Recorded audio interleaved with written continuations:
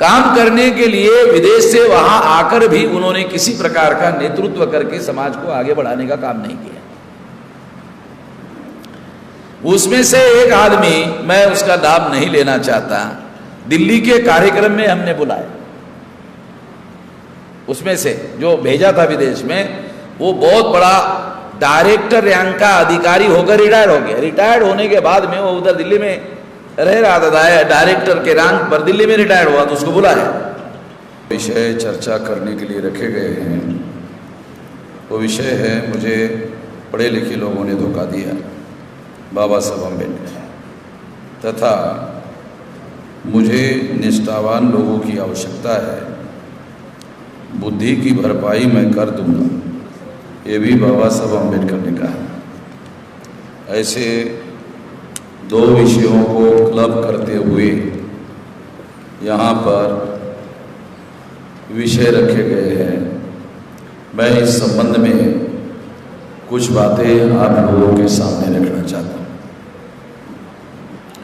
आप में से कुछ लोगों को याद होगा 91 में जब बाबा साहब अम्बेडकर की शताब्दी का कार्यक्रम देश भर में होने जा रहा था, तो हम लोग दिल्ली में बैठे थे और बैठकर हमने निर्णय किया कि हमें मानसिक के लोगों को भी शताब्दी वर्ष मनाना चाहिए। तो शताब्दी वर्ष मनाने के लिए हम लोग आपस में चर्चा कर रहे थे। तो चर्चा करने के दौरान ये निर्धारित हुआ कि शताब्दी के वर्ष में हम लोग राष्ट्रीय स्तर का जागरण अभियान चलाने का काम करना चाहिए। तो इस जागरण अभियान में हम लोगों ने विषय निर्धारित करने का काम किया। उसमें विषय था, मुझे पढ़े लिखे लोगों ने धोखा दिया। 100 साल के मौके पर ये विषय निर्धारित किया सारे देश भर में चर्चा करने के लिए।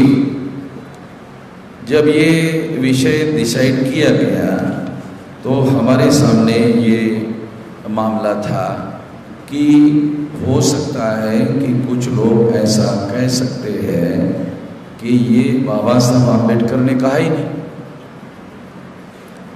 ऐसा कह सकते हैं। तो इसके बारे में हमारे पास कोई न कोई जो है सबूत होना चाहिए। तो हमने जानकारी करने की कोशिश की। तो जानकारी करने की कोशिश की तो पता चला कि ये जानकारी काशीराम जी को आगरा के लोगों ने दी। मुझे पढ़े लिखे लोगों ने धोखा दिया। ये इसके बारे में काशीराम जी को आगरा के लोगों ने जानकारी दी। आप लोगों को जानकारी होगी कि बाबा साहब अम्बेडकर के आंदोलन में आगरा, जालंधर और नागपुर ये 3 बहुत बड़े सेंटर थे। उसमें से एक सेंटर आगरा था, जहां उनके बहुत ज़्यादा शक्तिशाली ताकतवर लोग सपोर्ट में थे। तो वहाँ के लोगों ने काशीराम जी को ये जानकारी दी कि 18 मार्च 1956 को बाबा साहब अम्बेडकर वहाँ पर धर्म परिवर्तन करने के पहले ही वहाँ बौद्ध विहार नागपुर में उस बौद्ध विहार का उद्घाटन करने के लिए आए थे। और उसी के दौरान एक बहुत बड़ा कार्यक्रम वहाँ के लोगों ने आयोजित किया था। उस कार्यक्रम में उन्होंने ये बात कही। ये जानकारी काशीराम जी को आगरा के लोगों ने दी। तो हमने जानकारी करने की कोशिश की कि क्या ये जो भाषण है ये कहीं मिलेगा। तो आगरा का रहने वाले एक मुंसिफ मैजिस्ट्रेट थे, दयाशंकर, वो रिटायर्ड हो गए और उन्होंने उस समय एक मैगजीन पब्लिश हुआ था। उस पब्लिश मैगजीन में वो स्पीच था, वो छपा हुआ था। तो वो जानकारी उन्होंने, चूंकि वो हमारे संपर्क में थे, तो उन्होंने हमें प्रोवाइड किया कि हाँ ये बात ऐसी ऐसी है। और केवल इतना ही नहीं, और भी पढ़े लिखे लोगों के बारे में और भी कुछ बातें उन्होंने की। तो वो सारी लिखित बातें जो है मैगजीन में हमें बताई। इसके अलावा हमने वेरीफाई करने के लिए और भी तरीके अपनाए, और उस तरीके में हमने आगरे में एक बहुत स्टॉन्च अम्बेडकराइट आदमी थे, उनका नाम था मास्टर मान सिंह। नागपुर के लोगों को भी, कुछ लोगों को मालूम होगा मास्टर मान सिंह के बारे में, और विमल कीर्ति साहब जानते हैं। और मास्टर मान सिंह खोबरागढ़े रिपब्लिकन पार्टी के खोरीपाक के राष्ट्रीय उपाध्यक्ष थे। तो मैं उनको व्यक्तिगत रूप से जानता था, तो मैंने उनको वेरीफाई करने के लिए जानकारी पूछी, जानकारी ली। तो 46 में बाबा साहब आम्बेडकर ने पूना पैक्ट के विरोध में जो जेल भरो आंदोलन चलाया था, उसमें मास्टर मान सिंह जेल में गए थे, उनको जेल हुई थी। और दूसरे एक लखनऊ के डॉक्टर थे, उनको भी जेल हुई थी, वो भी जेल गए थे। तो हमने सोचा कि मास्टर मान सिंह जो है ये ज़्यादा रिलायबल सोर्स हो सकते हैं कि जो आदमी बाबा साहब आम्बेडकर के कहने पर 46 में जेल में गया, तो इसका मतलब है 18 मार्च 1956 को वो ज़्यादा और परिपक्व व्यक्ति है। तो उनसे पूछना चाहिए, उनसे हमें ये जानकारी मिली कि ये बात सही है, और भी बहुत सारी बातें उन्होंने मुझे बताई। मैंने खुद ही उनको कई जगह कार्यक्रमों में लेकर, नागपुर में भी मैं लेकर आया था। तो ये बातें हम लोगों को जानकारी मिली, और फिर उसके बाद सारे देश भर में हमने, मुझे पढ़े लिखे लोगों ने धोखा दिया, इस सब्जेक्ट को कंफर्म करके सारे देश भर में इस पर अभियान चलाया। जब अभियान चलाया तो जो जानकारी हमारे पास नहीं थी, वो जानकारी हमारे पास आई। जानकारी कौन सी आई? कि बाबा साहब आम्बेडकर ने 52 लोग विदेश में भेजे थे, और उसमें 99% लोगों ने नौकरी की और समाज का नेतृत्व करने का कोई काम नहीं किया। जिनको बाबा साहब आम्बेडकर ने विदेश में सरकारी पैसे से विदेश में पढ़ने के लिए भेजा, बहुत इंपॉर्टेंट बात है ये, उसमें से एक भी आदमी ने, बैरिस्टर राजाभाऊ खोबरागड़े अगर छोड़ दिया जाए, क्योंकि बैरिस्टर राजाभाऊ खोबरागड़े को भी उस लिस्ट में बाबा साहब आम्बेडकर ने भेजा था, तो राजाभाऊ खोबरागड़े को छोड़कर सारे के सारे लोगों ने नौकरी की। तो समाज का काम करने के लिए विदेश से वहां आकर भी उन्होंने किसी प्रकार का नेतृत्व करके समाज को आगे बढ़ाने का काम नहीं किया। उसमें से एक आदमी, मैं उसका नाम नहीं लेना चाहता, दिल्ली के कार्यक्रम में हमने बुलाया। उसमें से जो भेजा था विदेश में, वो बहुत बड़ा डायरेक्टर रैंक का अधिकारी होकर रिटायर हो गया। रिटायर्ड होने के बाद में वो उधर दिल्ली में रह रहा था, डायरेक्टर के रैंक पर दिल्ली में रिटायर हुआ, तो उसको बुलाया। और वो जो आदमी था वो इधर महाराष्ट्र से था, तो उसको बुलाया। तो हमने सब्जेक्ट रखा था, मुझे पढ़े लिखे लोगों ने धोखा नहीं दिया। तो उन्होंने अपने भाषण में इसी विषय पर भाषण किया कि मैंने धोखा नहीं दिया।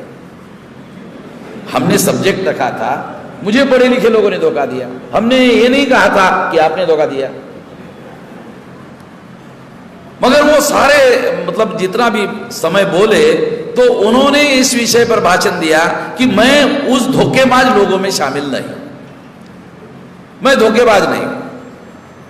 तो खैर बाद में काबड़े साहब ने उनको जवाब दिया कि हम आपको धोखेबाज कहने के लिए सब्जेक्ट नहीं रखा था, और आपने खुद ही मान लिया कि मैं उस धोखेबाज लोगों के लिस्ट में शामिल नहीं हूँ, तो आपके लिए ये सब्जेक्ट हमने नहीं रखा था। मगर मैं आप लोगों को बताना चाहता हूँ कि ये सब्जेक्ट उस समय जब रखा गया था, तो ये बहुत बड़ा हॉट सब्जेक्ट था उस समय, और ये सारे देश भर में हमने चलाया था इसको। इस विषय पर सारे देश भर में अभियान चलाया था, केवल एक दो की जगह नहीं, नेशनल लेवल पर अभियान चलाया था। तो अब ये इतने साल के गैप में बाद, लगभग 10 और 29 साल हो गए। 29 साल के बाद एकाएक ये विषय कैसे क्या आ गया है, वो भी नागपुर में कैसे आ गया? ये कुछ लोगों के दिमाग में बात आ सकती है कि नागपुर में रखने की क्या वजह है।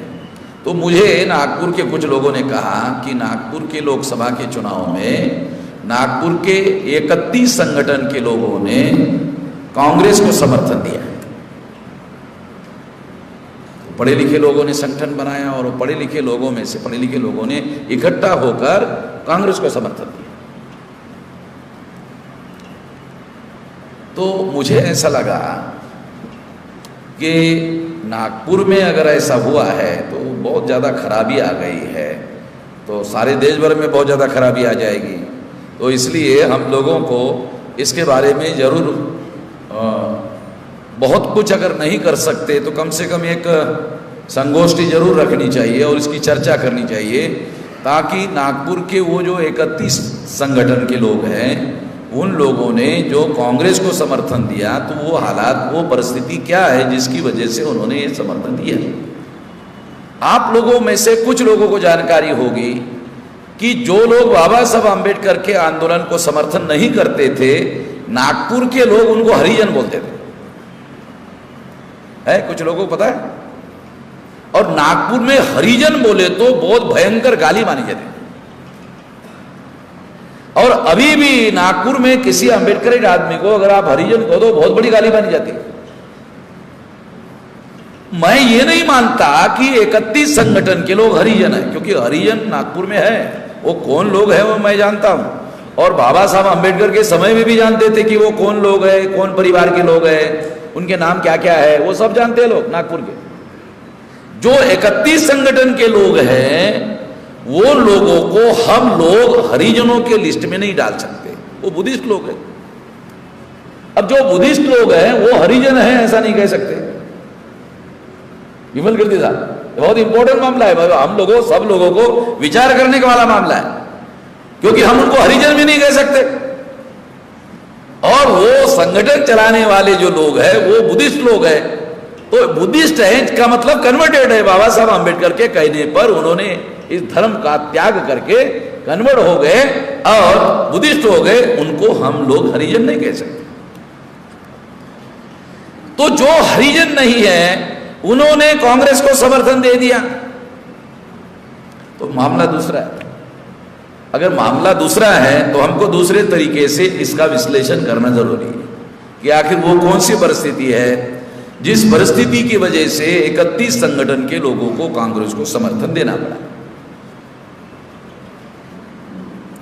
वो परिस्थिति क्या है उसको थोड़ा आप लोगों ने ध्यान नहीं दिया होगा। जिन बात पर आप लोगों ने ध्यान नहीं दिया वह बात मैं आपको बताना चाहता हूं, वो बहुत अहम है। पिछले 1-1.5 साल से सारे देश भर में एक अभियान चल रहा है और ये प्रायोजित अभियान है। ये अभियान कांग्रेस चला रही है, कांग्रेस सामने नहीं आ रही, मगर कांग्रेस चला रही है।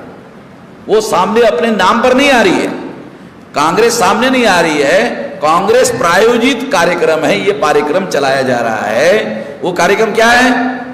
संविधान खतरे में है।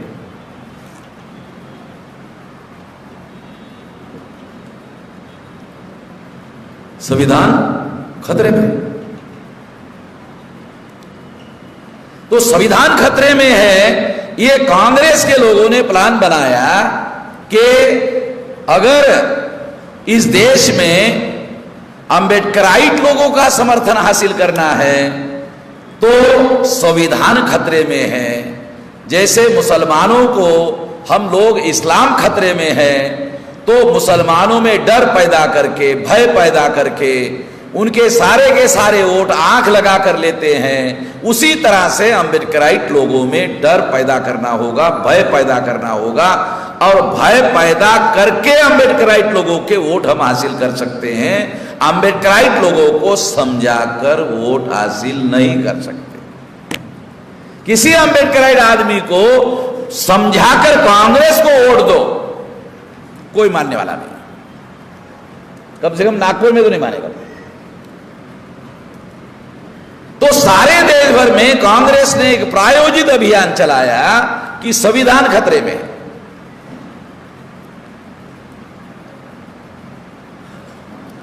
अब संविधान खतरे में है तो कांग्रेस ने चलाया तो इसके पीछे रणनीति क्या थी? हम बचा सकते हैं, संविधान खतरे में है और बीजेपी की वजह से। पहला मुद्दा है संविधान खतरे में है, दूसरा मुद्दा है बीजेपी की वजह से खतरे में है, और बीजेपी से संविधान को कांग्रेस बचा सकती है। कांग्रेस बचा सकती है तो संविधान को बचाने के लिए कांग्रेस को वोट देना पड़ेगा। ये बहुत प्लान बनाकर इस प्लान को डिजाइन किया गया। फिर कांग्रेस ने सोचा अगर कांग्रेस सामने आकर ये अभियान चलाती है तो एक्सपोज हो जाएगा, ये नंगा हो जाएगा, फिर लोगों के सामने ये रिलायबल साबित नहीं होगा। इसके लिए जो अंबेडकर के नाम पर संगठन चलाने वाले लोग हैं उन लोगों को काम पर लगाना चाहिए। तो देश भर में बाबा साहब आंबेडकर का नाम लेने वाले लोगों को कांग्रेस ने अलग अलग राज्यों में चॉइस करके काम पर लगाया और प्लान बनाकर मीडिया में उसको पब्लिसिटी दी, अखबारों में उसकी पब्लिसिटी की। क्योंकि अखबारों में अगर पब्लिसिटी नहीं की जाएगी तो जो आम आंबेडकराइट आदमी है, साधारण आदमी है, उसके अंदर भय पैदा नहीं होगा। अगर उसके अंदर भय पैदा नहीं होगा तो मासेस के लेवल पर मास कांग्रेस को वोट नहीं डालेगी। इस देश में अम्बेडकराइट ही लोग हैं जो इस देश में विकल्प खड़ा करने की योजना पर काम कर रहे हैं। अम्बेडकराइट लोगों की वजह से ही कांग्रेस कमजोर हो गई। मैं आपको एक किस्सा बताता हूं। काशीराम जी की और राजीव गांधी की मुलाकात हुई और कुछ मुद्दा ऐसा आया, वो आने के बाद काशीराम जी ने राजीव गांधी को कहा कि आपके साथ जो मेरी मुलाकात हो रही ना उसकी एक बड़ी वजह है। तो राजीव गांधी ने पूछा क्या वजह है? कि मैंने अगर कांग्रेस को कमजोर नहीं किया होता तो आपके साथ मेरी बात नहीं होती। मैंने कांग्रेस को कमजोर किया इसलिए आपके साथ 1-to-1 बात हो रही है। नहीं तो कांग्रेस का राष्ट्रीय अध्यक्ष किसी अम्बेडकर आदमी के साथ तो बात ही नहीं करता है, बोलते हैं फालतू लोग हैं, इनके साथ बात करने का क्या। तो काशीराम जी ने अपने कार्यकर्ताओं को बताया, जानकारी बताया कि राजीव गांधी को मैंने ये कहा। बात सही थी। देश में विकल्प खड़ा करने की बातें हो रही है, अल्टरनेटिव खड़ा करने की बातें हो रही है। वो कैसे हो रही है? कितने लोगों को इसके बारे में पता है कि इस देश में अल्टरनेटिव खड़ा करने की जो बातें हैं वो अम्बेडकराइट लोग कर रहे हैं। वो ये कह रहे हैं कि कांग्रेस ब्राह्मणवादी पार्टी है और बीजेपी खुल्लम खुल्ला ब्राह्मणवादी पार्टी है, इसलिए दोनों ब्राह्मणवादी पार्टी है, हमें विकल्प खड़ा करने का काम करना चाहिए। तो विकल्प का सिद्धांत ही अम्बेडकराइट लोगों ने भारत में प्रचार में लाया। भाड़ी साहब समझ रहे हैं? विकल्प जो है ये तो अम्बेडकराइट लोगों ने भारत में प्रचार में लाया। अगर नागपुर में विकल्प की हीनता है तो बहुत बड़ी समस्या है। देश में विकल्प की हीनता है समझ में आती, नागपुर में विकल्प की हीनता है। अगर विकल्प की हीनता नहीं है तो फिर 31 संगठन के लोग वो विकल्प निर्माण करने का काम करने के बजाय संविधान की रक्षा करने के लिए उस कांग्रेस पर विश्वास कर रहे हैं जिस कांग्रेस पर बाबा साहब आंबेडकर का यकीन नहीं था, विश्वास नहीं था। और उन्होंने कांग्रेस को संसद के अंदर यह कहा था कि अगर आप संविधान अमल में नहीं लाते हो तो फिर मैं इसे जलाऊंगा। मुझे लगता है ये जानकारी बहुत सारे लोगों को। और बाबा साहब आंबेडकर के मृत्यु के एक दिन पहले राज्यसभा में बाबा साहब आंबेडकर ने बात कही,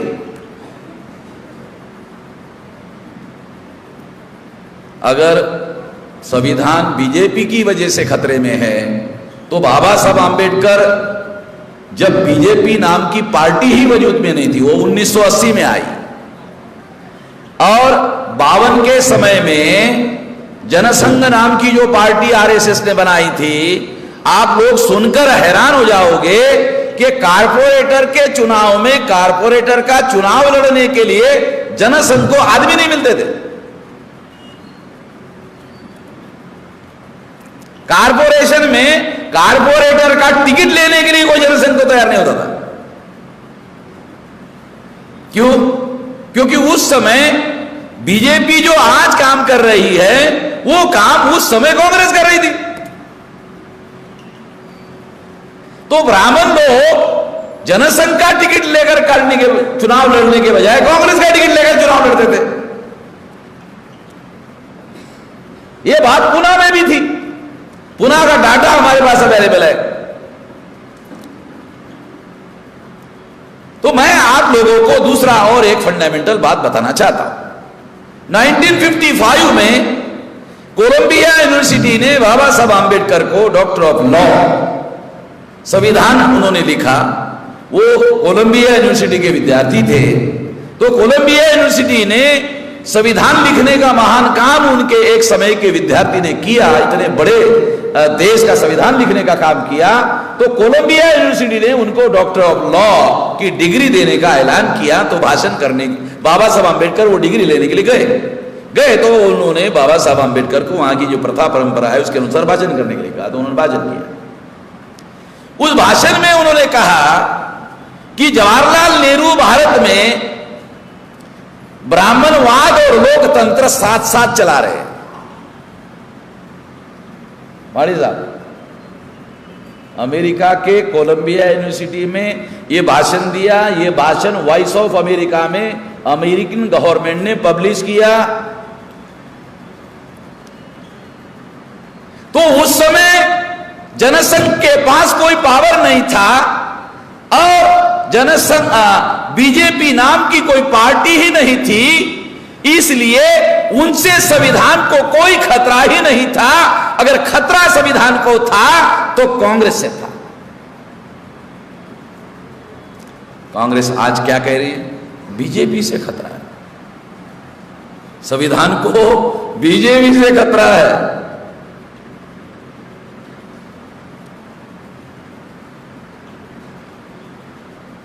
ये अभियान चलाने के पीछे बहुत सारे मकसद है। एक बड़ा मकसद क्या है उनका? अम्बेडकराइट लोग सारे देश भर में विकल्प खड़ा करने की बात कर रहे हैं। अम्बेडकराइट लोगों ने कांग्रेस को विकल्प मानना चाहिए और विकल्प खड़ा करने का काम बंद कर देना चाहिए। इस रणनीति के तहत ये बातें आगे चल रही है। तो हमारे सामने, क्योंकि मैं एक पर्दे के पीछे क्या चल रहा है उसको आप लोगों को समझा रहा हूं। ये जो 31 संगठन के लोग वो गधे बनाने में कामयाब हो गए हैं, तो सारे 31 संगठन चलाने वाले लोग गधे लोग नहीं हैं।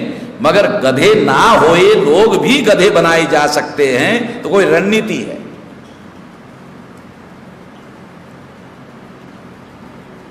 अगर उनको यह कहा जाए कि क्या कांग्रेस जो है जिसके बारे में बाबा साहब आंबेडकर कहा करते थे, क्या कांग्रेस में कोई मौलिक अंतर आ गया? अगर डिस्कशन करो तो कोई भी इस बात का समाधान नहीं कर पाएगा कि कांग्रेस में कोई मौलिक अंतर आ गया, उनकी विचारधारा में कोई मौलिक अंतर आ गया। कांग्रेस ने ये जो ब्राह्मण राज भारत में स्थापित किया, बीजेपी ने नहीं किया, कांग्रेस ने किया।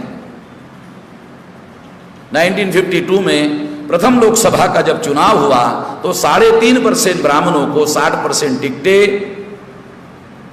कांग्रेस ने दी। 47% ब्राह्मण कांग्रेस ने चुनाव कर लाए।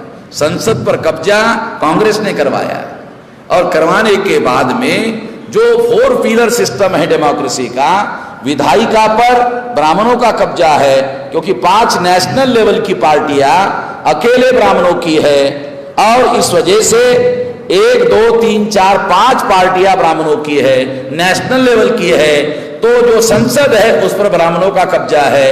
ये सारा वातावरण कांग्रेस ने बनाया, ये माहौल कांग्रेस ने बनाया कि 1 party, 2 party, 3 party, 4 party, 5 party, एक कांग्रेस की वजह से ये बनी कि रूलिंग पार्टी भी ब्राह्मणों की रहेगी, अपोजिशन पार्टी भी ब्राह्मणों की रहेगी। अगर दोनों पार्टियां ब्राह्मणों की ही रहेगी तो सबसे ज्यादा खतरा संविधान। क्यों? फिर संविधान का जो मौलिक ढांचा है, संविधान की जो मौलिक विचारधारा है, संविधान का जो संदेश है, संविधान का जो प्रियम्बल है, क्या है प्रियम्बल? समता, स्वतंत्रता, बंधुता और न्याय पर आधारित समाज और राष्ट्र का निर्माण करना ये संविधान का लक्ष्य है। ये preamble of the constitution is the objective of the constitution. इसके बजाय क्या हुआ? इसके बजाय मैं 2009 का आंकड़ा आपको बताता हूं। 2009 में ये जो 5 पार्टियां हैं, इनकी 375 लोकसभा की सीटों पर कब्जा था ब्राह्मणों की पार्टी का। 2014 में 411 सीटों पर ब्राह्मणों की पार्टी का कब्जा था।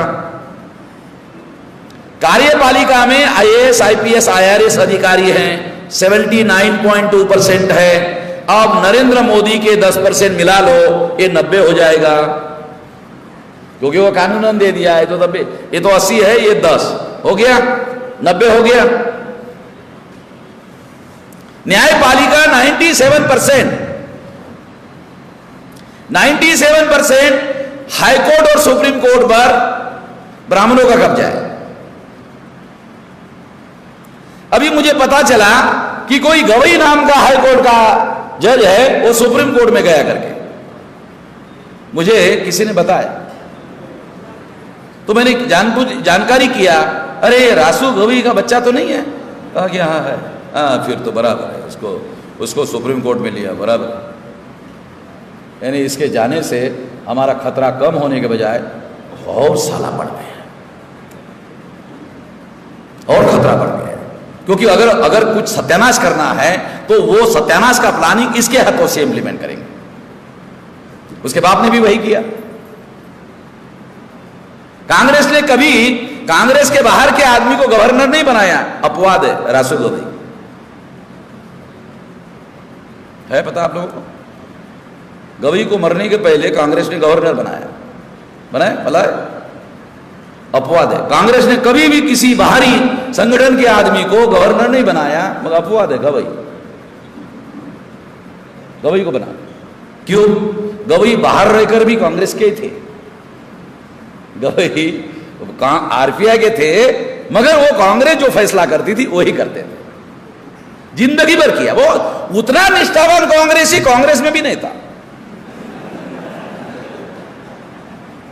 कांग्रेस के अंदर जितना निष्ठावान आदमी नहीं था, उससे ज्यादा निष्ठावान गवई साहब थे। अब उसके बेटे को सुप्रीम कोर्ट में नहीं लेंगे तो कहां लेंगे? हो सकता है कल उसको चीफ जस्टिस भी बना दे। एग्जाम्पल के लिए बता रहा हूं ताकि बातें आपको समझ में आ जाए कि देश में आज 80% मतलब 97% जुडिशरी पर ब्राह्मण और तत्सम ऊंचे जाति के लोगों का कब्जा है। ये तीसरा पिलर है। चौथा पिलर मीडिया का, इलेक्ट्रॉनिक मीडिया पर ब्राह्मण बनिया का कब्जा, प्रिंट मीडिया जिसमें अखबार किताबें हैं उस पर कब्जा, ट्रेडिशनल मीडिया में मुरारी बापू, आसाराम बापू, डोंगरे महाराज, ओझा महाराज, पाजा महाराज, राजा महाराज, ये सारा का सारा उनका कब्जा। चौथा है होकल मीडिया, भाषा पर उनका कब्जा है। तो भाषा पर कब्जा है तो हमारी जो बोली भाषा है, बोली भाषा को वो ज्यादा मान्यता नहीं देते। देश में कहीं पर भी मान्यता उन्होंने नहीं दिया, वो हमारी है, मूल निवासियों की है। तो इसका मतलब है चारों पिलर पर आज के तारीख में ब्राह्मणों का कब्जा है। ये कब्जा बीजेपी ने नहीं करवाया।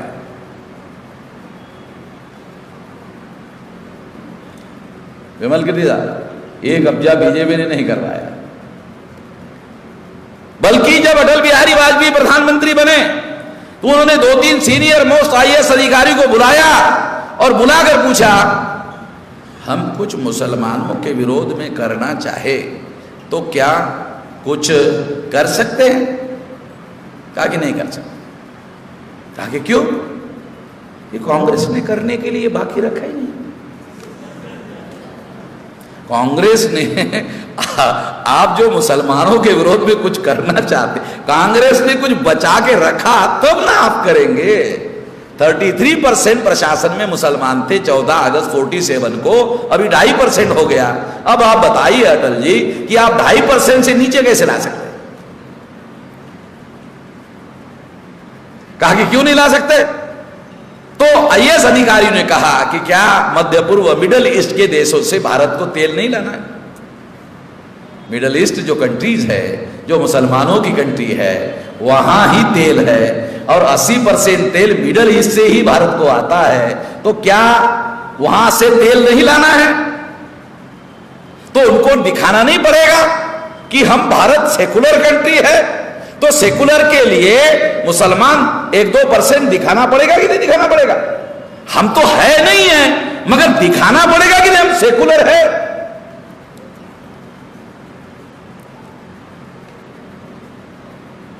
तो ब्राह्मण राज तो कांग्रेस ने स्थापन किया। ब्राह्मण राज स्थापन करने का मतलब समझते हो? ब्राह्मण राज स्थापन करने का मतलब है ऑब्जेक्टिव ऑफ द कॉन्स्टिट्यूशंस, समता, स्वतंत्रता, बंधुता और न्याय पर आधारित समाज और राष्ट्र के विरोध में कांग्रेस ने काम किया। संविधान के कानून और संविधान के विरोध में काम किया और काम करके ये इस्टेब्लिश किया। 1955 में कोलंबिया में बाबा साहब अम्बेडकर ने 55 में ही कहा था कि अगर नेहरू जी ब्राह्मणवाद और लोकतंत्र साथ साथ चलाएंगे तो भविष्य में लोकतंत्र खत्म हो जाएगा। और आज परिस्थिति ये है कि देश में ब्राह्मणों ने सारी पिलरों पर कब्जा कर लिया और कब्जा करने की वजह से लोकतंत्र ब्राह्मण तंत्र में रूपांतरित हो गया, ब्राह्मण तंत्र में रूपांतरित हो गया। ये महान संविधान के विरोध में षड्यंत्रकारी काम कांग्रेस ने किया। तो आज जो संविधान को खतरा पैदा हो गया वो बीजेपी की वजह से नहीं, ये जो लोकतंत्र को ब्राह्मण तंत्र में कांग्रेस ने रूपांतरित किया, इसकी वजह से संविधान को खतरा पैदा हो गया है। अगर शेड्यूल कास्ट और शेड्यूल ट्राइब के 24 सितंबर 1932 को पूना पैक्ट अगर गांधी और कांग्रेस ने नहीं थोपा होता तो आज 131 member parliament schedule caste schedule tribe के होते। और अगर ये होते तो सेंटर में किसी की भी सरकार एससी और एसटी के समर्थन के बगैर नहीं बनती, और अगर नहीं बनती तो कभी भी संविधान के विरोध में इनको काम करना संभव नहीं होता और संविधान की रक्षा होती। और दूसरा एग्जाम्पल देकर बोल रहा हूं कि ये जो पूना पैक्ट थोपा गया, इसकी वजह से संविधान खतरे में है। और एक भी शेड्यूल कास्ट और शेड्यूल ट्राइब का आदमी संसद में बोलता नहीं है। बोलता क्यों नहीं है? क्योंकि कांग्रेस ने ये मैकेनिज्म डेवलप किया कि शेड्यूल कास्ट और शेड्यूल ट्राइब के लोगों को टिकट देने के दौरान वो ये खबरदारी लेते हैं, टिकट अगर एससी एसटी के आदमी को टिकट देना है तो टिकट देने के पहले उन्होंने मैकेनिज्म डेवलप किया, वो जानकारी इकट्ठा करते हैं और वो जानकारी में वो ये बात ध्यान रखते हैं कि जो एससी एसटी का आदमी खस्सी किया हुआ है उसको टिकट मिलना चाहिए।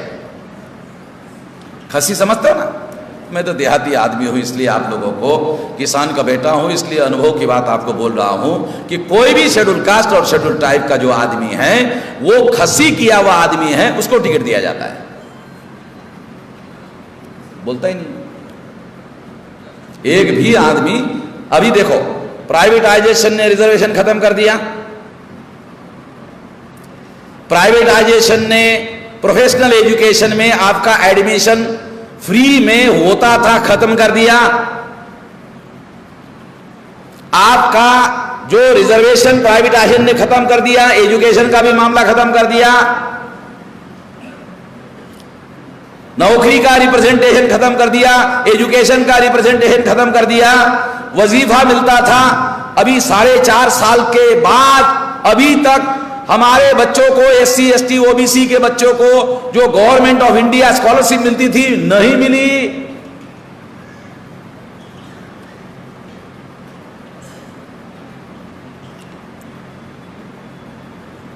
तो कोई अगर मुझे यह कहता है कि बीजेपी से खतरा है, बाबा साहब ने कहा था कांग्रेस से संविधान को खतरा है, और ये खतरे के सबूत आपको दे रहा हूं कि बाबा साहब ने पहले ही आइडेंटिफाई किया था कांग्रेस से खतरा है। तो कांग्रेस ने ही तो संविधान को खतरे में डाला हुआ है। ये जिम्मेदारी जो कांग्रेस ने खतरे में डाला, प्रचार के द्वारा ये लोगों में भ्रम फैला रही है कि बीजेपी खतरे में डाल रही है। ये प्रचार की वजह से, प्रचार की वजह से लोगों को लग रहा है, क्योंकि हमारे जो पढ़े लिखे लोग हैं ये पढ़े लिखे लोग नहीं है, ये लिखे पढ़े लोग हैं। ब्राह्मणों का लिखा हुआ पढ़ते हैं और गधे बनते हैं। अखबार पढ़ते हैं ब्राह्मणों के पत्रकार, वो लिखते हैं, हमारे पढ़े लिखे लोग पढ़े लिखे नहीं हैं, लिखे पढ़े हैं, वो ब्राह्मणों का लिखा हुआ पढ़ते हैं। संविधान खतरे में, मान लेता संविधान खतरे में, गधे बनाने में कामयाब हो जाता है। एक सिद्धांत है संविधान पर ना अमल का, और एक सिद्धांत है संविधान को खतरे में डालने का। दोनों सिद्धांतों का क्या अर्थ है? संविधान है आपके समर्थन में, अमल में नहीं लाया तो संविधान का क्या अर्थ है? तो बाबा साहब अंबेडकर ने कहा अगर अमल में नहीं लाते हो तो जला देता हूं। काहे के लिए बनाया? आप लोगों, कितने लोगों को यह पता है कि संविधान बनाने के लिए गांधी कांग्रेस राजी नहीं थे? है किसी को पता है? मुझे नहीं लगता किसी को पता है। ये तो बाबा साहब अंबेडकर, मोहम्मद अली जीना, मुसलमान और बाबा साहब अंबेडकर, इन्होंने अंग्रेजों को कहा कि आपके जाने के पहले कम से कम अरे संविधान तो लागू हो जाए जिसके हमारी सहमति हो।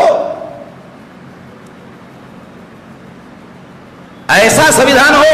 गांधी जी ने अंग्रेजों को क्या कहा?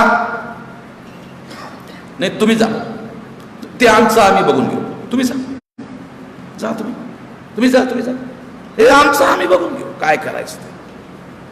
तो बाबा साहब अंबेडकर को मालूम था कि ये जो तुम जाओ हम अपना देख लेंगे, इसका मनुस्मृति लागू करने का प्लानिंग था। बाबा साहब अंबेडकर इस बात को जानते थे, इसीलिए, और बाबा साहब अंबेडकर जानते थे कांग्रेस के लोग लागू करेंगे मनुस्मृति।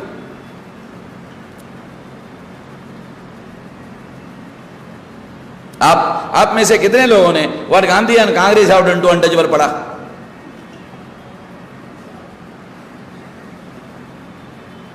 संविधान लागू होने के बाद बाबा साहब अंबेडकर राज्यसभा में थे, कितने लोगों ने राज्यसभा के स्पीच पढ़े? कांग्रेस के विरोध के राज्यसभा के स्पीच है, रिकॉर्डेड है।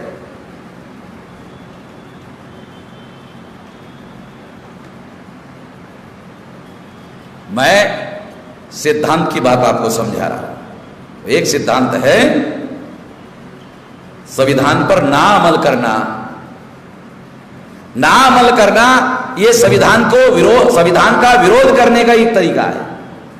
संविधान के विरोध में ब्राह्मण राज स्थापित कर दिया। ब्राह्मण राज ही तो लक्ष्य था मनुस्मृति का, और मनुस्मृति का लक्ष्य अगर ब्राह्मण राज था और ब्राह्मण राज कांग्रेस ने स्थापित किया तो मनुस्मृति तो लागू कर दिया। डाटा के साथ बोल रहा हूं। देखो, लोकतंत्र के 4 पिलर हैं। विधायिका में 411 सीटों पर 2014 में कब्जा है। दूसरा है कार्यपालिका में 79.2%, 97% हाई कोर्ट सुप्रीम कोर्ट में, और चौथा है मीडिया। ये लोकतंत्र के 4 पिलर पर कब्जा कर लिया।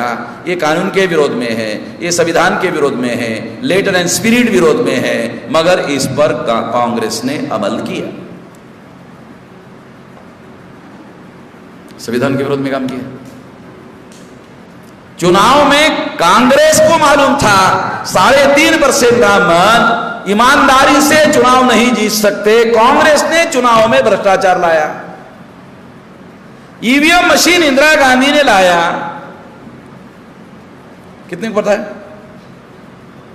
ईवीएम मशीन इंदिरा गांधी ने लाया।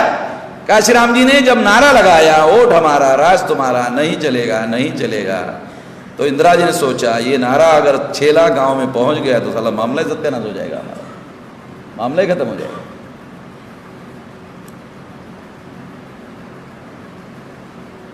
तो इंदिरा गांधी ने यूरोप और अमेरिका में ईवीएम पर बैन क्यों लगाया, इसका अभ्यास करने के लिए विदेश में भेजा। और उन्होंने कहा कि ईवीएम ईमानदारी से चुनाव नहीं करवा सकता है, ये रिपोर्ट दिया। तो इंदिरा गांधी ने कहा कि यह मशीन हमारे उपयोग। अभी मैंने कल, मेरा सुप्रीम कोर्ट में केस चल रहा है, मैंने सारे एविडेंसेस के साथ में एक लेटर जो है सोशल मीडिया में डाला। वो एविडेंसेस के साथ प्रमाणित किया कि ईवीएम में घोटाला होता है। वो घोटाला कैसे कैसे होता है वो भी सारे सबूत दिया। और केवल भारत भर में केवल मेरे पास अकेले के पास ही एविडेंस है, किसी के पास भी नहीं। ईवीएम में घोटाला होता है इसका सबूत केवल मेरे पास है।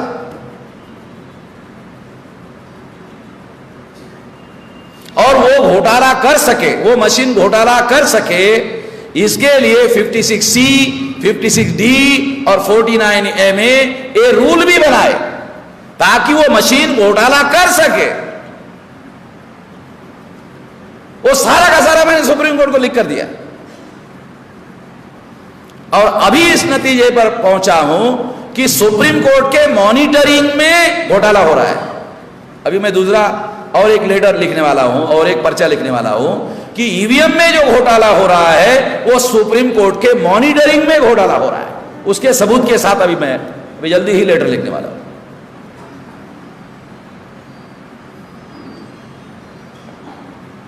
तो इसका मतलब यह है कि कांग्रेस के लोगों को यह मालूम था कि ईमानदारी से भारत में हम लोग चुनाव के द्वारा कब्जा नहीं कर सकते, इसलिए कांग्रेस ने प्लान बनाकर ये सारा किया। कांग्रेस ने प्लान बनाकर बीजेपी को सेकंड नंबर की पार्टी बनाई। राम जन्मभूमि बाबरी मस्जिद का मामला कांग्रेस ने खड़ा किया। जब जवाहरलाल नेहरू प्रधानमंत्री थे तो बाबरी मस्जिद में राम की मूर्ति कांग्रेस ने रखवाई। कांग्रेस ने वहां नमाज पढ़ने पर पाबंदी लगाई। जो ताला कांग्रेस ने लगाया वो ताला खुलवाने का काम राजीव गांधी ने किया और वहां राम भक्तों को मस्जिद में जाकर राम के दर्शन करने के लिए ताला राजीव गांधी ने खुलवाया। राहुल गांधी ने बयान दिया था कि अगर नरसिंह राव के समय में गांधी घराने का कोई आदमी अगर कांग्रेस का प्रधानमंत्री होता तो वो बिल्कुल भी बाबरी मस्जिद गिरने नहीं देते। ऐसा जब राहुल गांधी ने बयान दिया तो बनवारी लाल पुरोहित ने लोकमत में एक लेटर लिखा। लोकमत किसका पेपर जानते हो? दर्डा का। दर्डा राज्यसभा का मेंबर है कांग्रेस का, ये तो जानते हो। राहुल गांधी के विरोध में बनवारी लाल पुरोहित का लेटर छापा लोकमत पे। क्या छापा? कि राहुल गांधी को राजनीति मालूम नहीं है। राजीव गांधी और आरएसएस के लोगों के बीच में मीटिंग करवाने का काम मैंने किया। 84 के दौरान जब इंदिरा गांधी की हत्या हुई, उस चुनाव के पहले आरएसएस की और राजीव गांधी की मीटिंग मैंने करवाई और मैंने उस मीटिंग में यह तय हुआ कि राजीव गांधी राम मंदिर बनाने के लिए आरएसएस का साथ देंगे और 84 के चुनाव में आरएसएस पूरी ताकत से कांग्रेस का साथ देंगे। कितने लोगों को पता है कि 84 में 413 मेंबर पार्लियामेंट कांग्रेस से जीत कर आए थे? 413। जवाहरलाल नेहरू का बाप नहीं लाया था। जवाहरलाल नेहरू चुनाव जीतवा कर इतनी सीटें कभी नहीं लाया जो आज़ादी के आंदोलन में बहुत बड़ा नेता माना जाता है। इंदिरा गांधी ने भारत पाकिस्तान के युद्ध में बांग्लादेश बनवाया। दुनिया के इतिहास में एक देश को तोड़कर एक नया देश बनवाया इंदिरा गांधी ने। फिर भी उसका आंकड़ा 368 का था, 413 का नहीं था। जो आदमी 2 साल पहले पायलट ही कर रहा था, उसने भारत में कोई नेतृत्व करके सिद्ध नहीं किया था, उसके नेतृत्व में 413 मेंबर पार्लियामेंट कैसे जीत कर आ सकते थे? 84 में 413 मेंबर पार्लियामेंट कांग्रेस के जीत कर आए और सारे देश भर में आरएसएस ने कांग्रेस का समर्थन किया। और ओपनली समर्थन करने के लिए आरएसएस ने नानाजी देशमुख को काम पर लगाया। नानाजी देशमुख ने वॉल पोस्टर छपवाकर सारे देश भर में यह ऐलान किया कि हां हमारा समर्थन कांग्रेस को।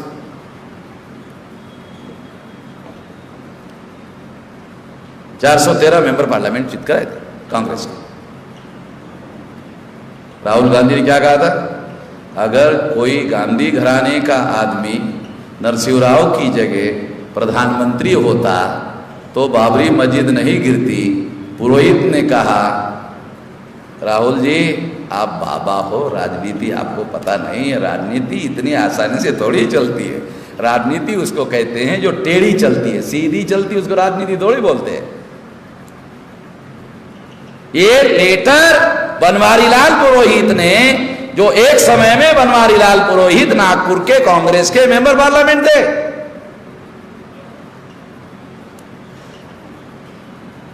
उस समय वसंतराव साठे का मृत्यु हो गया था, अन्यथा कांग्रेस और आरएसएस के बीच में जितने भी डायलॉग होते थे वो सारे डायलॉग वसंतराव साठे करवाते थे, मगर वसंतराव साठे का मृत्यु हो गया था, इसलिए इस काम के लिए बनवारी लाल पुरोहित को, और ये बनवारी लाल पुरोहित नागपुर का आदमी नहीं है, ये ओरिजिनल राजस्थान का,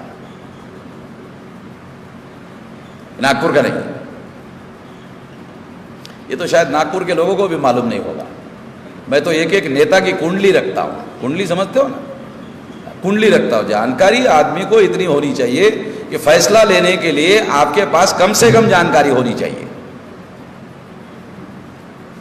मैं ये सारा बैकग्राउंड इसलिए आपको बता रहा हूं कि आपको यह मालूम होना चाहिए कि आरएसएस के समर्थन से 413 मेंबर पार्लियामेंट 84 के चुनाव में कांग्रेस से जीत कर आए, और फिर कांग्रेस ने, राहुल गांधी ने प्रचार करने के लिए वहां से शुरुआत की, अयोध्या से प्रचार शुरू किया चुनाव का, ताला खुलवाया राजीव गांधी ने।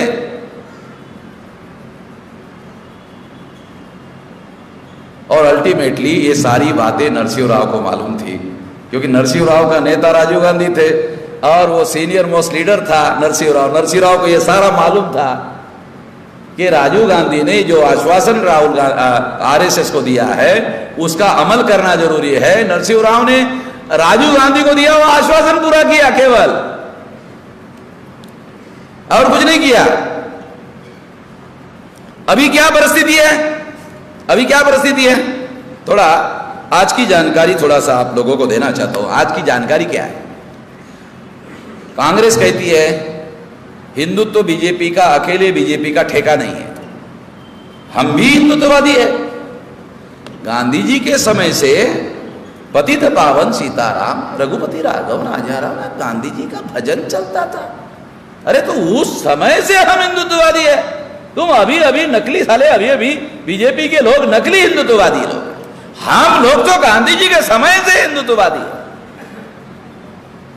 फर्क इतना है कि हमारा हिंदुत्व जो है वो थोड़ा सॉफ्ट है, सॉफ्ट है। तो मुसलमानों ने मुझे पूछा, मेश्राम जी ये सॉफ्ट क्या होता है? मैंने कहा अभी समझाता हूं सॉफ्ट क्या होता है। कि बीजेपी का हिंदुत्व जो है, कांग्रेस कहती है हार्ड है।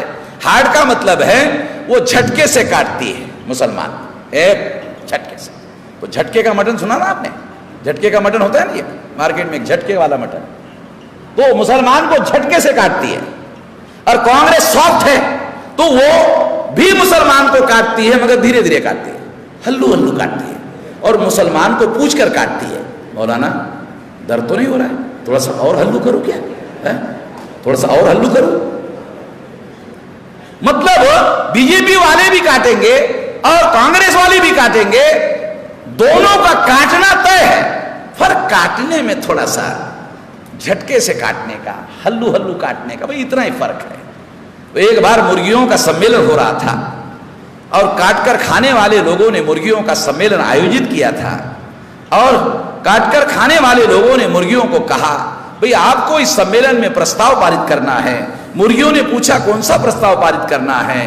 तो काटकर खाने वाले लोगों ने बताया कि आपको प्रस्ताव पारित करना है कि आपको कौन से मसाले में तलना है। तो मुर्गी जो अक्लमंद थी, दूसरे मुर्गी को कहा इसका मतलब है काटना तय हो गया है, इसका मतलब है काटना तय हो गया है। तीसरे मुर्गी ने कहा कि कोई उपाय नहीं है। चौथे मुर्गी ने कहा कि एक उपाय है। क्या? कि 11 समझदार मुर्गियों का डेलीगेशन बनाया जाए और डेलीगेशन बनाकर काटकर खाने वालों के पास जाया जाए, इस बात को कहने के लिए कि क्या ऐसे नहीं हो सकता कि हमको काटा ही ना जाए।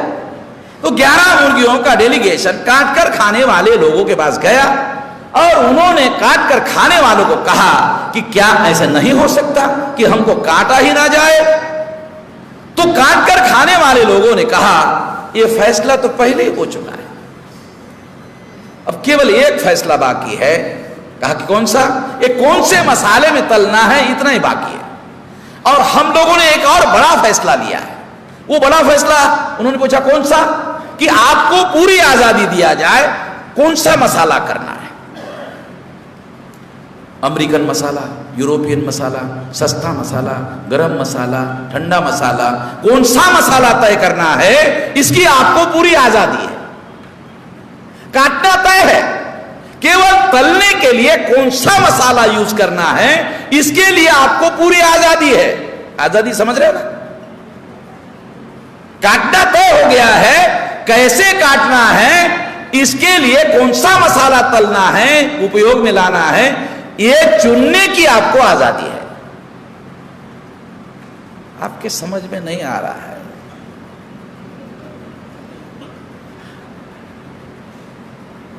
तो ये जो संविधान खतरे में है, ये मसाला है,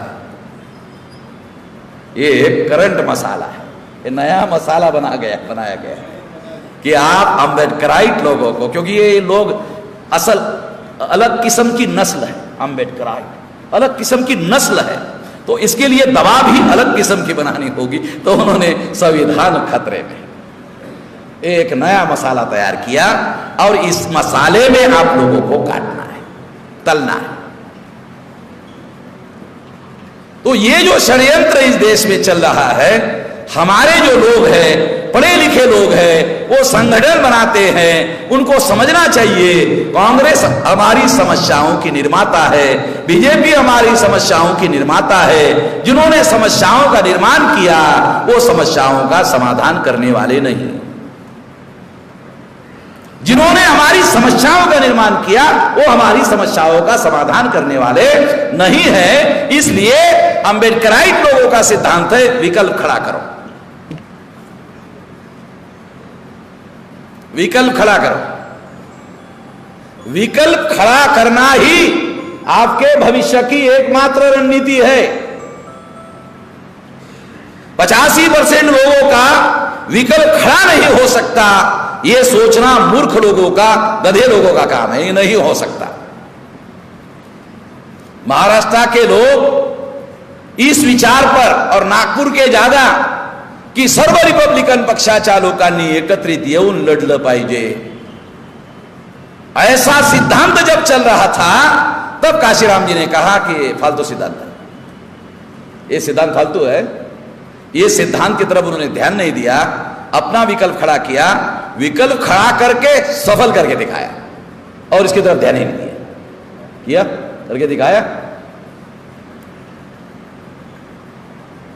और जो लोग ऐसा कह रहे थे इकट्ठा आना चाहिए, वो आज भी इकट्ठा आना चाहिए, उसी में उलझे हुए, उसी में उलझे हुए। विकल्प खड़ा करो, सब इकट्ठा आ जाएंगे। अगर लोगों को लगेगा ये इफेक्टिव विकल्प हो सकता है, लोग उसके साथ आ जाएंगे। There is a leadership, there is a success. मैं ये कहता हूं रिपब्लिकन पार्टी के अंदर चाहे जितने भी नेता हो, अगर कोई ईमानदार और सक्षम नेता होता वो अकेला ही चलता, सारे लोग उसके साथ में खड़े हो जाते। अगर कोई ईमानदार और सक्षम होता लोग उसके फॉलो करते, मगर जो गुट बनाने वाले लोग थे उनके ऑब्जेक्टिव ही बहुत ज्यादा माइक्रो, बहुत छोटे छोटे थे। और वो छोटे छोटे जो ऑब्जेक्टिव थे वो आपस में लड़ने में उनका इंटरेस्ट होता था। विकल्प खड़ा करने का नाम कभी भी रिपब्लिकन पार्टी के एजेंडा में कि उन्होंने विकल्प खड़ा करने का कोई ऐलान किया, कभी भी हमने नहीं सुना। माली साहब बराबर है, सुना किसी आरपीआई के नेता ने? विमल कर दीजिए। काशीराम जी ने विकल्प खड़ा होना चाहिए, तीसरा विकल्प खड़ा होना चाहिए, हमारा होना चाहिए। और एक समय ऐसा आया दिल्ली में अटल बिहारी वाजपेयी के समय में, एक वोट से सरकार गिराई काशीराम ने, एक वोट से। ये प्रभाव विकल्प खड़ा किया जा सकता है। और पब्लिकली जिस आदमी ने यह कहा कि हमें मजबूत सरकार नहीं, मजबूर सरकार चाहिए। जितनी मजबूर होगी उतनी वंचितों के लिए और वो शोषितों के लिए और मजबूर लोगों के लिए काम करेगी। जितनी ज्यादा सक्षम सरकार होगी वो हमको रगड़ने का काम करेगी। राजनीति, जो मैं रिपब्लिकन पार्टी के नेताओं के बारे में आपको एक बात बताता हूं, वो राजनीति करते हैं, उनको सब कुछ समझ में आता है, राजनीति समझ में नहीं आती। वो राजनीति करते हैं, उनको सब समझ में आता है, एक चीज समझ में नहीं आती, राजनीति समझ में नहीं आती, मगर करते राजनीति है। तो इसलिए मैं ऐसा मानता हूं कि विकल्पहीनता की वजह से, विकल्प खड़ा करने का काम करने के लिए काम करने की अभाव में 31 संगठन के जो लोग हैं, वो 31 संगठन के लोग जो है कांग्रेस के जाल में फंसते हैं, प्रोपेगेंडा में फंसते हैं, जाल में फंस जाते हैं और वो जाल में फंसकर उसका इस्तेमाल करते हैं। जैसे लालच क्या होता है, मछली को लालच क्या होता है, छोटा सा खाना मिल जाएगा, लालच होता है, मछली पकड़ में आ जाती है, जान गंवा देती है। इसलिए मैं ऐसा मानता हूं कि मैं 31 संगठन के लोगों को हरिजन मानने के लिए तैयार नहीं। मैं उनको हरिजन नहीं मानता, वो बुद्धिस्ट लोग हैं, वो कन्वर्टेड लोग हैं, वो हरिजन नहीं है। हरिजन लोग कांग्रेस का साथ देते थे, बड़ा डेवलपमेंट है, बुद्धिस्ट लोग कांग्रेस का साथ दे रहे हैं, ये बड़ा डेवलपमेंट है और वो नागपुर में दे रहे हैं, बहुत खतरनाक संकेत है, इसका बंदोबस्त करना होगा। मुझे जब मालूम हुआ तो मैंने सोचा सबसे पहले मुझे ये काम करना चाहिए, दूसरे लोग करें या ना करें, इसलिए ये सब्जेक्ट रखा। अब 31 संगठन के लोगों को जवाब देना नहीं बन रहा है। जो 31 संगठन के लोग समर्थन दे रहे हैं उनको इसका कोई जवाब नहीं बन रहा है। क्यों? जो पब्लिसिटी है, जो पब्लिसिटी मैकेनिज्म है, उसके प्रभाव में आकर उन्होंने कर लिया। अभी मैं चुनाव होने के बाद जो कांग्रेस है, वो कांग्रेस संविधान के विरोध में कैसा काम करती है, उसके लिए मैं आंदोलन करके दिखाऊंगा। वो संविधान के विरोध में कैसा काम करती है, एविडेंस के साथ आपको बताऊंगा। क्योंकि कांग्रेस का जो मौलिक ढांचा है वो ब्राह्मण क्षत्रिय वैश्यों से आता है, ब्राह्मणों से आता है, वो उसके विरोध में जाकर कोई फैसला नहीं कर सकते। और नया डेवलपमेंट आपको बता रहा हूं। नया डेवलपमेंट क्या है? राहुल गांधी ने बयान दिया। क्या बयान दिया? राहुल गांधी ने नहीं, भागवत ने बयान दिया कि बीजेपी के लोग जो कह रहे हैं ये कांग्रेस मुक्त भारत होना चाहिए, हम आरएसएस के लोग कांग्रेस मुक्त भारत के पक्षधर नहीं, बराबर? अरे नहीं, हम कांग्रेस मुक्त भारत के पक्षधर नहीं है। राहुल गांधी ने जवाब दिया, हम भी आरएसएस मुक्त भारत के पक्ष में नहीं है। चचेरे चचेरे, मौसेरे मौसेरे, भाई भाई है। कल उदित राज बीजेपी में था, आज कांग्रेस में। कांग्रेस का आदमी जब कांग्रेस छोड़ता है तो बीजेपी जाता है, बीजेपी का आदमी बीजेपी छोड़ता है तो कांग्रेस में जाता है। चाचा अगर बीजेपी में है तो भतीजा कांग्रेस में है। तो संविधान को बचाने वाला विकल्प कांग्रेस है, ऐसा केवल गधे लोगों का सोच है। कांग्रेस संविधान को बचाने का काम करेगी, ऐसा केवल गधे लोगों का सोच है। और मैं आने वाले कुछ ही दिन में यह साबित कर दूंगा कि वो गधे लोग हैं। एविडेंसेस के साथ साबित कर दूंगा ये गधे लोग हैं। मैं ये ऐलानिया क्यों कर रहा हूं गधे लोग हैं? क्योंकि कम से कम उन लोगों को शर्म आनी चाहिए, कम से कम नागपुर में शर्म आनी चाहिए। और शर्म आएगी तो मैं समझूंगा ये कार्यक्रम सफल होगा। और मैं ये मानता हूं कि शर्म आएगी, नहीं आएगी तो मैं पीछा नहीं छोड़ूंगा। मैं वामन में हम तो जिद्दी किस्म का आदमी है, काम धाम छोड़ के उनका पीछा करूंगा। मैं तो पीछा करने वाले आदमी हूं, जिंदगी तो इसी काम के लिए लगाए तो साला जो भी गलत होगा उसका पीछा करेंगे, छोड़ेंगे नहीं किसी को। कम से कम अच्छा काम अगर नहीं कर सकते तो बुरा काम हमसे नहीं होना चाहिए अपने समाज के विरोध। 5 मार्च को भारत बंद करवाया और सबसे अकड़ू प्रधानमंत्री नरेंद्र मोदी को झुकाया और 200 पॉइंट रोस्टर लागू किया। तो हमारे अंदर वो ताकत है कि आने वाले समय में प्रधानमंत्री चाहे कोई भी हो, प्रधानमंत्री चाहे कोई भी हो झुकाएंगे, प्रधानमंत्री चाहे कोई भी हो झुकाएंगे, और आने वाले समय में आपको दिखाएंगे। धन्यवाद। मुझे जाना है क्योंकि मेरा कल पंजाब में जम्मू कश्मीर के पास संगरूर में मेरा कार्यक्रम है। आप अंदाज नहीं लगा सकते भौगोलिक क्षेत्र संगरूर का है, तो इसलिए मुझे जाना होगा। आपने मेरी बात ध्यान से सुनी, इसके लिए आभार, धन्यवाद। बात सुनने के लिए डॉक्टर विमल कीर्ति साहब है, उनकी बात आप सुनो, उन्होंने मेरी बात सुनी, उनकी भी बात सुनो। हम लोग बात सुनना चाहिए और जो विचार का मंथन होगा उसमें जो अमृत निकलता है अमृत ग्रहण करना चाहिए। धन्यवाद।